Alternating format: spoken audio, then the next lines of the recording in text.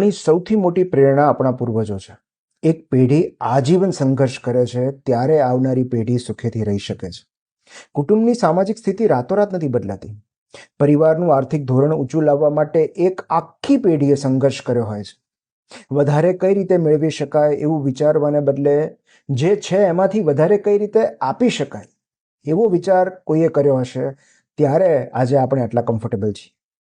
જે એમને ન મળ્યું એ એમના સંતાનોને મળે એવી ભાવના સાથે તેમણે આજીવન સંઘર્ષ કર્યો હશે.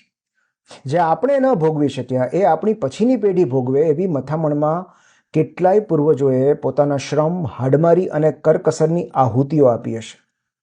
જે ફળ અત્યારે આપણે માણી રહ્યા છીએ એના આંબા એમણે વર્ષો પહેલા વાવ્યા હશે, અને એ વાતનો એમને સંતોષ હશે, ફરિયાદ નહીં. આપણે ઘણીવાર પુસ્તકો, વિડીયો, સ્ટેટ ટોક્સ કે રીલ્સમાંથી પ્રેરણા મેળવવાનો પ્રયત્ન કરીએ છીએ, પણ આપણી પ્રેરણાનો સૌથી મોટો સ્ત્રોત આપણા વડીલો હોય છે. એમનો સંઘર્ષ આપણને વારસામાં સુખ તરીકે મળે છે.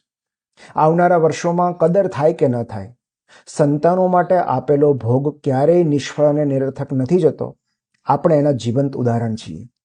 કાશ આવનારી પેઢી પણ આપણા વિશે આવું જ કહી શકે.